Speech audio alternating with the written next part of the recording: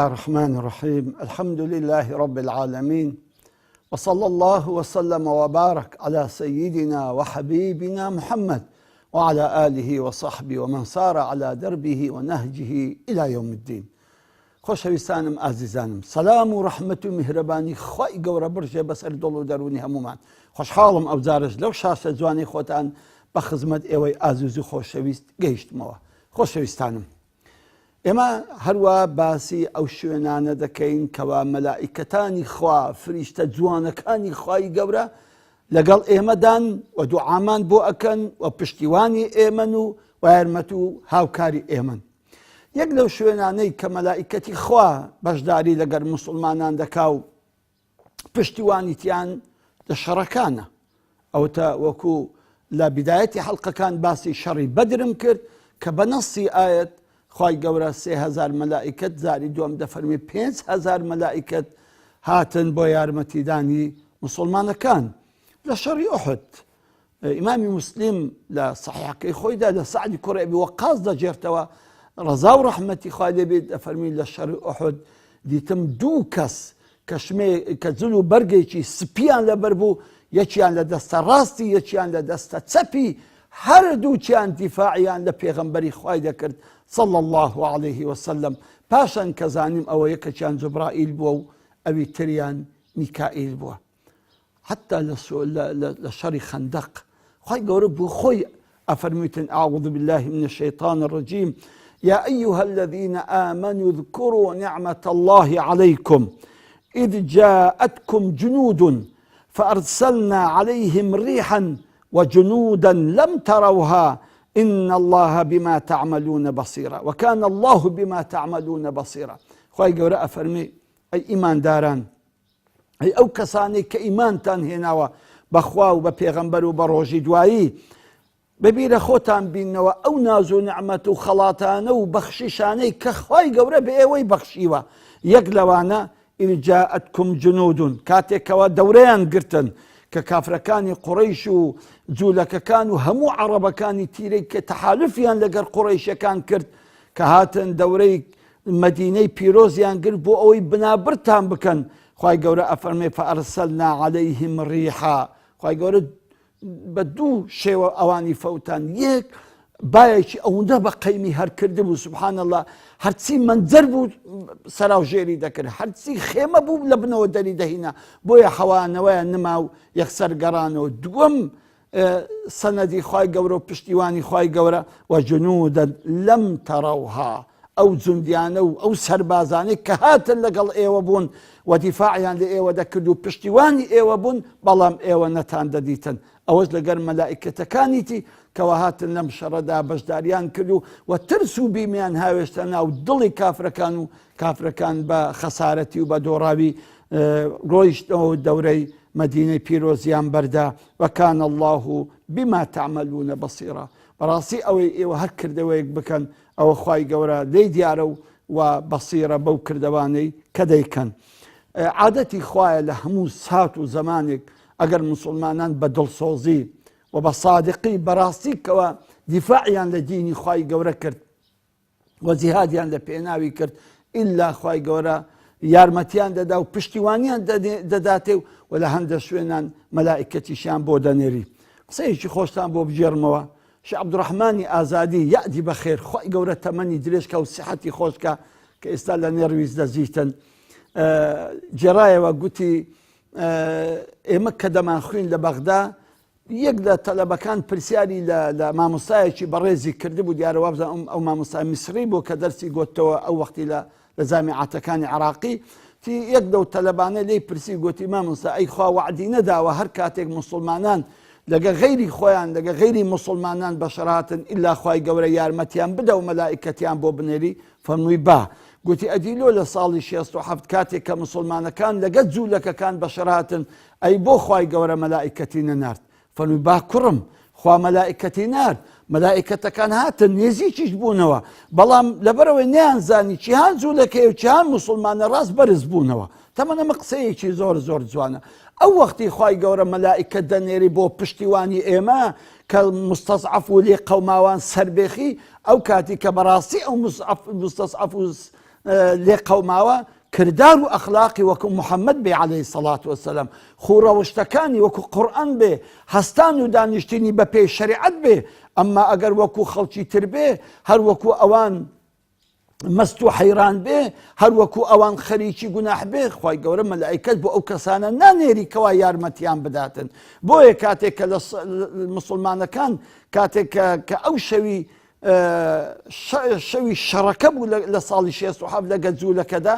کەلسوم گۆرانی لە بۆ مسلمانەکان دەگوت و مسلمانەکان هەموو مەست و سەرخۆش بوون بەڵام جوولەکەکان نەنووسە بوون خەریکی بوون لە کەنیسەکانیان کەوا بەیانی هجووم بکەن لە بۆ مسلمانەکان کەواتە هەر کاتێک کە مسلمانان بەڕاستی شوێنکەوتوی قورئان بوون بەڕاستی تابعی محەممەد المستەفا بوون صلی الله عليه وسلم بەڕاستی شوێنکەوتوی شریعەتی ئیسلام بوون ئەو کاتی ئەو مسلمانانە خوا یارمەتیان دە و تاکید و تاکیدیش خوای گەورە مەلائیکەتیان بۆ ئەنێری و پشتیوانیان دەکا و سەریان دێخی ئەمما ئەگە کردەوەی ئێمە لەگە خەڵکی هیچ فەرقی نەبێ هەر وەکو خەڵکی بێدین بین هەر وەکو وەچیوان مەست و حەیران بین هەر وەچیوان بێسەر و بەر بین بەڕاستی قەت خوای گەورە بەو شکل و شێوە یارمەتی و پشتیوانی ئێمە ناکاتن بۆیە تەمەشای نامەکانی ئیمامی عومەر بکەن کاتێک بۆ قائیدی جێیشەکانی ئەینووسی هەر کاتێک مسلمانان لە هەر شوێنێک عاسێبانە و شوێنێکیان پێ فەتح نەکردبایە ئیمامی عومەر نامەیەکی بۆ ئەنووسین ئەی فەرموو فەرقی ئێمە و لەگەر کافران یەک شتەکە ئێمە گوناح ناکەین ئەوان گوناح دەکەن ئێمە بە ئەمری خوا دەزوولێنەوە ئەوان بێ ئەمری خوا دەزوولێنەوە ئەگەر نە لە قووەتدا نە لە عەدەددا ئێمە وەکووان نین بۆیە هەموو تاریخی ئیسلامی تەمەشاکە ئەو شەرانە و ئەو معرەکانە حاسیمانەی کە ڕووی داوە هەمووی قووەتەکە زۆر فەرقی هەیە ئەوانە 10,000 بوونە ئەوانە 100,000 بوونە ئەمانە 100,000 ببن ئەمانە 500,000 بوونە بەڵام لەگەر ئەوە سوبحان الله چونکە ئەو مسلمانەکان پابەندی شەریعەت بوون پابەندی قورئان و فەرمودەی پێغەمبەر بوون عەلەیهی سەڵات وسەلام خوای گەورە بەسەری دێخستن بڕۆ تەمەشای ئەم شەرانە بکەن ئەو معرەکانە بکەن کە لە توولی تاریخی ئیسلامی چ لە زمانی عەباسیەکان لە زمانی ئەمەویەکان عەباسیەکان لە زمانی مەمالیکەکان لە زمانی سەلاجیقەکان لە زمانی ئەیوبیەکان لە زمانی عوسمانیەکان ئەم شەرانەی کە ڕووی داوە هەر هەمووی ئەسڵەن عەسکەریان زۆر فەرقیان هەبووە مسلمانەکان کەمی نەبوونە بەڵام کافر و ئەوانی مقابلیان بوون زۆری نەبوونە و لە عودەدا لە عەسکەرتاریدا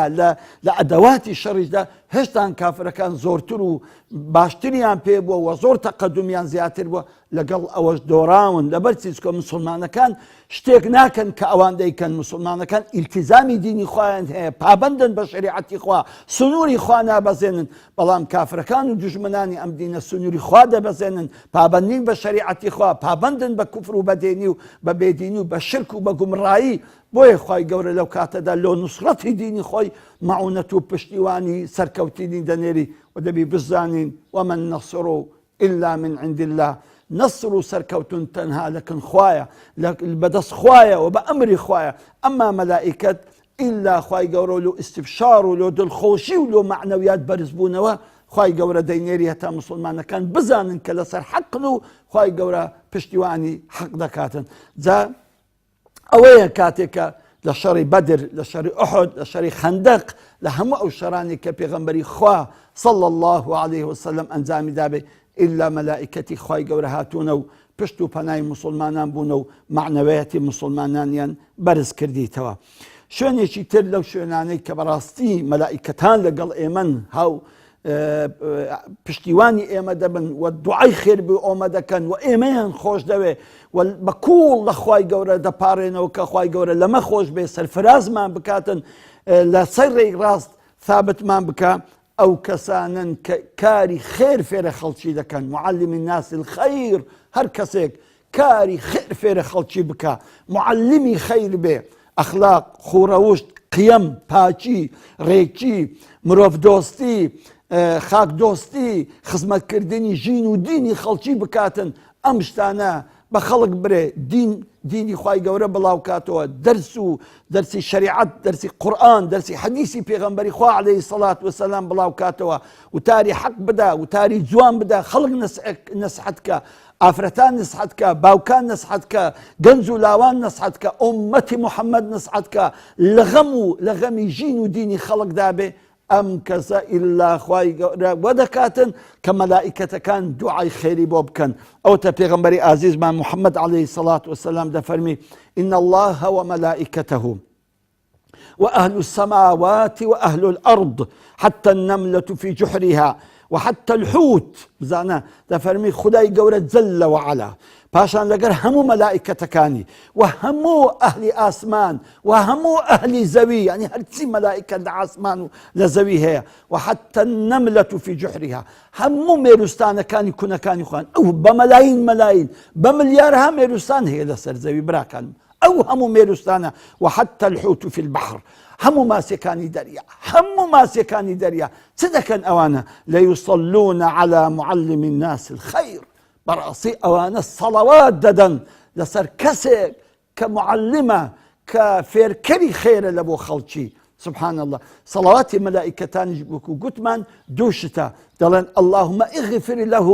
اللهم ارحمه خوایە لە گوناحی خۆش بە و خوایە ڕەحمی پێ بکە. ئەی ئەوانەی حەمەلەت العەرش ئەوانە لە دەورەی عەرش بوون بەبیرتان ناهێت چ دوعایەکیان لە بۆ موسڵمانان دەکرد. خوایە لەو کەسانە خۆش بە کە تۆبەیان کردووە، خوایە لەو کەسانە خۆش بووە کەوا ڕێڕاستیان گرتووە، خوایە خۆیان و خێزانیان و باوکەکانیان و دایکەکانیان و منداڵەکانیان خوایە بە بەهەشتی بەرین شادکە، خوایە بیان پارێزە حفزیان بکە لە سەیئات لەبەرەوە ئەوانەی کە تۆ لە سەیئات دەیان پارێزی ئەوانە بەختەوەرن و سەرفرازن. بزانە ئەوە سەڵەواتی مەلائیکەتانە لە بۆ ئێمە دەیکەواتە بە هەمومان ببی لە معلم الناس الخير لە مەجلیسێکدا دەنیشی دەست بکە نسحەتی خەڵکەکەی بکە، پاچی و بێگەردی ئەم دینە باس بکە، ئایەتێکی شەرح بکە، حەدیثێکی پێغەمبەری خوا صلی الله عليه وسلم شەرحکە لە بۆیان، قسەیەکی خێر، مرۆڤ دۆستی، ئیحتیمامدان بە پاک و خاوێنی ژینگە، ئیحتیمامدان بە خاک و وڵاتی خۆت، خۆشویستنی خەڵک، خزمەتکردنی خەڵک، جێبەجێکردنی ئیش و کاری خەڵک، ئەوانە هەر هەمویان معلم الناس الخيرن کاکە. و بە تایبەتی دین لە هیچ خێرێک نییە لە دین گەورەتر بێ، هیچ خێرێک نییە کە لە قورئان و لە فەرمودەی پێغەمبەری خوا عەلەیهی سەڵات وسەلام خێرتر بێ. دەی با دانیشین مەجلیسەکانمان، دانیشتنەکانمان، گفتوگۆیەکانمان، قسە و حیوارمان، سەردانەکانمان هەر هەمووی معلم الناس الخير بی. ئەو کات ئێمەش خۆشحاڵ ئەبین، سەرفراز ئەبین بەو دوعایە کەوا مەلائیکەتەکان بۆمان دەکەن، بەو دوعای خێرەی کە ئەو مەلائیکەتانە هەموو مەلائیکەتەکان ئەهلی ئاسمان و ئەهلی زەوی خوا جل وعلا بەخۆی بە گەورەی و عەزەمەتی خۆی مەلائیکەتە مقەڕیبینەکان هەموو ئەهلی ئاسمان و ئەهلی زەوی ئەو هەموو مێروستانە ئەو هەموو ماسیە کە لەدا و بەحرەکاندایە هەمووی دوعای خێر لە بۆ تۆ دەکەن. دەمەردی خوا بە لەم ڕەمەزانەدا بڕیار بە تۆ معلمی خەیر بی، هەموو ژیانت معلمی خەیر بی، ئەو کات خۆشحاڵ دەبی و ئەبەیتەوە و لە فائزین دەبی کە بە بەردوعای مەلائیکەتان بکەوی. تاکو دێمەوە خزمەتان بەخوای گەورەتان ئەسپێرم. السلام عەلەیکم وەڕەحمەتوڵڵاهی وبەرەکاتوه.